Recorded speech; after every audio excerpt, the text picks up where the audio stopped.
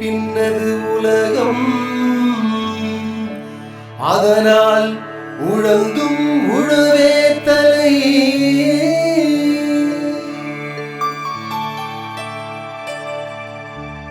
இது வந்து வங்காள வாத்து, பெங்கால் கூஸ். இது வந்து பார்த்தீங்கன்னா குளத்தில் விட்டதுன்னா மீனெல்லாம் தின்னுடுமோ அப்படின்னு எல்லோரும் சந்தேகம் கிளப்பாங்க. இது பியூர் வெஜிடேரியன், சைவம். சைவம் மட்டும்தான் சாப்பிடும். சைவம்னா நெல், புல், கொள்ளு இது தான் சாப்பிடும் மொழிய மீனை வந்து சாப்பிடவே சாப்பிடாது. எந்த விதமான தவளையோ எதையும் சாப்பிடாது. இதில் ஒரு சிறப்பு குணம் என்னென்னா, ஒரு ஆண் வாத்தும் ஒரு பெண் வாத்தும் சேர்ந்ததுன்னா அது பிரியவே பிரியாது. பிரிஞ்சு வேறு வாத்தோடு சேரவே சேராது. அது வந்து அதோட ஜோடி எதுவோ அதோடு தான் கடைசி வரைக்கும் வாழும். இன்னொரு ஜோடியோட வந்து ஜாயின் பண்ணாலும் இது பண்ணாது. இது வந்து ஒரு காவல்காரன் மாதிரி. பண்ணையில் வந்து இந்த பெங்கால் கூஸ் வந்து ஒரு காவல்காரன் மாதிரி. அந்நியர்கள் யார் வந்தாலும் ஒரே சவுண்டு கொடுக்கும். அதனால் வந்து நம்ம யாரோ வந்திருக்காங்கன்னு வந்து தெரிஞ்சுக்கலாம். நம்ம நாயெல்லாம் போய் கடித்து குதறி விடும் சில நேரங்களில். இது அந்த மாதிரி பண்ணாது. ஒரு பயமுறுத்துறதோடு இருக்கும். யாராவது வெளியால் வந்தால் பயமுறுத்தும். அதனால தான் அந்த இதில் வந்து பெரிய பண்ணைகள், பெரிய வீடுகள்லாம் பார்த்திங்கன்னா இது அழகுக்காக வச்சுருப்பாங்க. ப்ளஸ் காவலுக்காகவும் வச்சுருப்பாங்க. கடுமையான சவுண்டு கொடுக்கும் வெளிநபர்கள்லாம் வந்தாக்க. அந்த வகையில் வந்து இது வந்து பயன்படுது. இது இல்லாமல் மஸ்காவின்னு ஒரு வாத்து இருக்குது. மஸ்காவிங்கிற வாத்து வந்து அது சாதாரண வாத்து மாதிரி தான், கலர் கலராக இருக்கும். அதுவும் வந்து பூச்சி நோயெல்லாம் எதுவுமே பாதிக்கப்படாது. நோய் வந்து பெரும்பாலும் வந்து வராது. அதுவும் வந்து இப்போ நம்ம இதில் வந்து நிறையா வந்து இருக்குது. அதே போல் வந்து நாட்டுக்கோழியை நிறையா வளர்க்குறோம். நாட்டுக்கோழியை வந்து தனியாக ஒரு ரூமில் அடைச்சி அதுக்கு தீவனம் போட்டு வளர்க்குறத விட இயற்கையாக வளர்ந்தால் தான் அதுக்கு பேர் நாட்டுக்கோழி. இயற்கையாகவே வந்து புல், பூண்டுகள், புழுக்களை வந்து தின்னுட்டு வளர்கிறது வந்து நாட்டுக்கோழியோட சிறப்பம்சம். அதுதான் வந்து கறி கூட டேஸ்ட்டாக இருக்கும்பாங்க. நாங்கள் இதுக்கெல்லாம் தனியாக வந்து ஒரு ஆளை வச்சுக்கிட்டு பராமரிக்கிறது, அந்த கோழிக்கு தீவனம் போடுறது அந்த வேலையெல்லாம் கிடையாது. இந்த பாருங்கள், இயற்கையாக வயலில் வந்து ஆடு, மாடு எப்படி வந்து இது சாப்பிடுதோ அதே போல் புல்லை வந்து கோழி சாப்பிடுது, வாத்து சாப்பிட்டுட்டு இருக்குது. அதனால் இது ஒரு பெரிய வேலையாக வந்து நாங்கள் வந்து கருதுறதில்ல. அதுவாக வந்து புல்லில் மேயுது. இந்த தானியங்கள்லாம் வந்து முழு அரிசியாக இல்லாத தானியங்கள்லாம் அரை நெல்லெல்லாம் வந்து இந்த கோழிக்கு தீவனமாக பயன்படுத்துகிறோம். எல்லாமே மேயுது பாருங்கள்.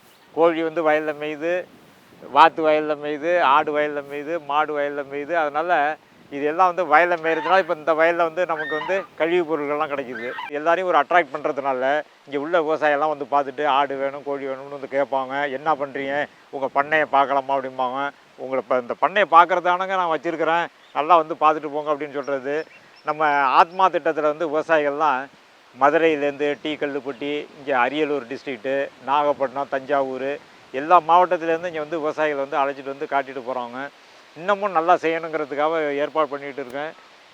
இது வந்து முயல் வளர்க்குறது, தனியாக முயல் வளர்க்குறது, அதாவது விவசாயம் சார்ந்த தொழில்களெல்லாம் இங்கே ஒரே இடத்துல விவசாயிகள் வந்து பார்த்தா தெரிஞ்சுக்கிறது மாதிரி வான்கோழி வளர்ப்பு, புறா வளர்ப்பு, இது முயல் வளர்ப்பு, காடை வளர்ப்பு, இது மாதிரி தேன் வளர்ப்பு, இது எல்லாத்தையுமே வந்து ஒரே இடத்துல வந்து விவசாயிகள் வந்து பார்த்து, அதோட மட்டும் இல்லை, நம்ம வேளாண்மை கல்லூரியில் படிக்கிற மாணவர்கள், மற்ற மாணவர்கள்லாம் வந்து இதை ஒரு பயிற்சி மையமாக கிட்டத்தட்ட ரொம்ப நாளாக பயன்படுத்திட்டு வர்றாங்க. இப்போவும் வந்து தொடர்ந்து வந்துட்டு இருக்காங்க. அவங்களுக்கெல்லாம் சொல்லிக் கொடுக்குறதுக்கு ஒரு இடத்துல சொல்லிக் கொடுக்குறதுக்கு இதெல்லாம் ஒரு வாய்ப்பாக இருக்குது. நீங்கள் வேளாண்மை கல்லூரியாக இருந்தாலும் ஆராய்ச்சி நிலையமாக இருந்தாலும் இதெல்லாம் பராமரிக்கிறது வந்து அவங்களால அவ்வளவு சிஸ்டமேட்டிக்காக பராமரிக்க முடியாது. இங்கே பராமரிக்கிறத கொண்டாந்து காட்டுறது எளிது. அதோடையும் பார்த்திங்கன்னா விவசாயிகள் வயலில் வந்து காட்டினா தான் அதுக்கு வந்து யார்கிட்டையுமே நம்பிக்கை பிறக்கும். மாணவர்களாக இருந்தாலும் சரி, விவசாயிகளாக இருந்தாலும் சரி, விவசாயிகள் வயலில் செய்கிறத காட்டினா தான் அவங்களுக்கு நம்பிக்கை பிறக்கும். மொழி ஆராய்ச்சி நிலையத்தில் வச்சுக்கிட்டு காட்டினோம்னாக்கா அவனுக்கு ஒரு நம்பிக்கை வராதுங்கிறதுனால இங்கே விவசாயிகள் வயல்லையே இதெல்லாம் செய்ய முடியும் அப்படின்னு சொல்லி இதை செஞ்சுக்கிட்டு இருக்கோம். இதை வந்து கிட்டத்தட்ட ஒரு மாடல் ஃபார்மாக மற்றவங்களுக்கு பயன்படணுங்கிறது வச்சுருக்கோம். இதை விட ரொம்ப முக்கியம் என்னென்னா, நான் வந்து வேளாண்மை துறையில் இருந்ததுனால நான் வந்து இதை சொல்லி கொடுக்குறதும் வந்து எளிதாக இருக்குது. சொல்கிறத நம்பக்கூடிய அளவுக்கு வந்து நம்மளுக்கு வந்து சொல்லக்கூடிய திறன் இருக்குது. நேரடியாக வந்து பார்ப்பாங்க. சீயிங் இஸ் அ பிலீவிங் மாதிரி நேரடியாக பார்த்தா இப்போ நீங்களே பார்க்குறீங்க. நீங்கள் போய் மறுபடியும் இந்த ஆடு வளர்க்கணுன்னு உங்களுக்கே ஒரு ஆசை வந்துடும். ஏன்டா அது நம்ம கூட ஆடு வளர்க்கலாம் போல இருக்க, கோழி வளர்க்கலாம் பண்ண. என்னுடைய நண்பர் கூட பார்க்குறாரு, நம்மளும் இந்த மாதிரி ஒரு பண்ணை வைக்கலாம் பண்ண. பார்க்குறவங்களுக்கெல்லாம் ஒரு அபிப்பிராயம் வரணுங்கிறதுக்காக தான் அந்த பண்ணையை வந்து ஒரு மாடல் பண்ணையாக வச்சுருக்கோம். விவசாயத்தை பொறுத்த வரைக்கும் ஒரு நிலையான வருமானங்கிறது வந்து இல்லாமல் இருக்குது.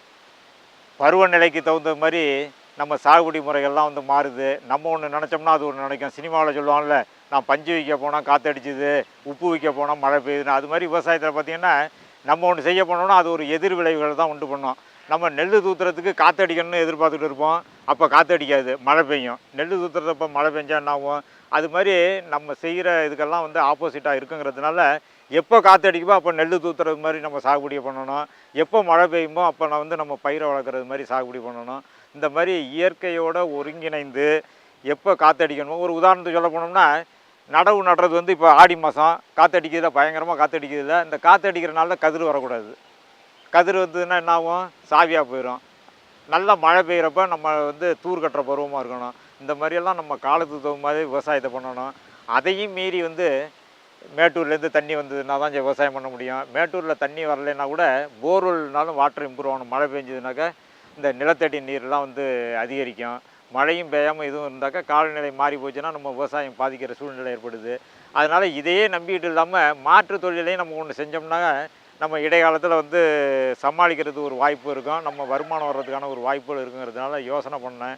இந்த எல்லா விவசாயிகளும் பயன்படணும், இதே போல் செஞ்சால் நல்லாயிருக்கும் அப்படிங்கிறதுனால இதை வந்து ஒரு மாடலாக வச்சுக்கணும்னு சொல்லி இந்த முறைகள்லாம் கொண்டு வந்தோம். இந்த ஆடு வளர்க்குறது, கோழி வளர்க்குறது, மீன் வளர்க்குறது எல்லாம் ஒரே இடத்துல எப்படி வளர்க்குறது அப்படின்னு. அதுக்கு முக்கியமாக நமக்கு வந்து இடம் வேணும், நல்ல இடமா வேணும். மற்றவங்களுக்கு வந்து பாதிப்பை உண்டு பண்ணக்கூடாது. நம்ம கோழி வளர்க்குறதுனால பக்கத்தில் உள்ளவங்களுக்கு பாதிப்பு உண்டு பண்ணக்கூடாது. நம்ம ஆடு வளர்க்குறதுனால வேறு யாருக்கும் பாதிப்பு உண்டு பண்ணக்கூடாது. அது மாதிரி பாதுகாக்கப்பட்ட ஒரு இடத்துல மீன், கோழி எல்லாத்தையும் சின்ன இடமா இருந்தாலும் ஒரே இடத்துல வைக்கலாம். நீங்கள் எவ்வளவு டென்ஷனாக இருந்தாலும் எவ்வளோ பிரச்சனைகளாக இருந்தாலும் இந்த கோழியெல்லாம் பார்த்தீங்கன்னா அந்த டென்ஷன் பூரா மறந்து போயிடும். யார் மேலே எந்த கோபம் வந்தாலும் நீங்கள் கோழியை பார்த்தீங்கன்னு வச்சுங்களேன், கோழியையோ இந்த ஆட்டையோ மாட்டையோ பார்த்தீங்கன்னா அந்த கோபம்லாம் நமக்கு வந்து திசை மாதிரி போயிடும். அந்த அளவுக்கு இது மேலே ஒரு ஈடுபாடு வந்து வந்துடும். எனக்கு 60 ஏக்கரில் பார்த்திங்கன்னா தனியாக தீவனம் வந்து புல் தீவனம் வளர்க்க வேண்டிய அவசியமே கிடையாது. இருந்தாலும் வளர்த்தா தான் அது முறையான இது வந்து விவசாயம் ஒருங்கிணைந்த பண்ணையும். வளர்க்க வேண்டிய தேவையில்லை, அவ்வளோ புல் இருக்குது. 60 ஏக்கர்லேயும் உள்ளே வந்து மேய்கிறதுக்கே எனக்கு வந்து இன்னும் 100 ஆடு தேவைப்படும்.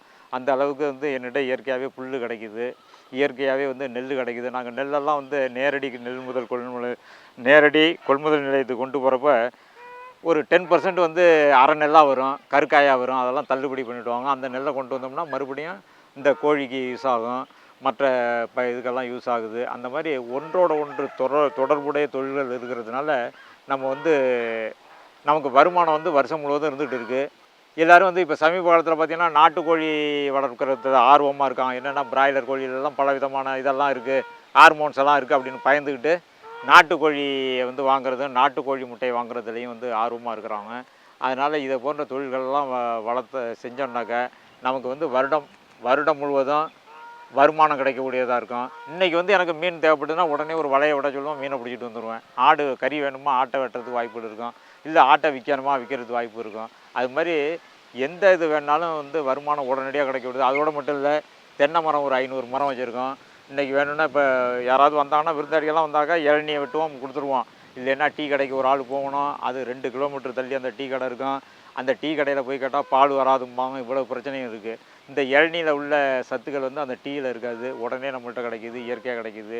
அதனால் விவசாயிகள் வந்து என்ன பண்ணணும்னா இருக்கிற இடத்துக்குள்ளே என்னென்ன வாய்ப்புகளெல்லாம் பயன்படுத்த முடியுமோ அந்த வாய்ப்புகளை வந்து தேர்வு செய்து ஒன்றோடு ஒன்று தொடர்புடைய தொழில்களை வந்து வச்சு நல்ல லாபத்தை வந்து நிச்சயமாக எடுக்கலாம்.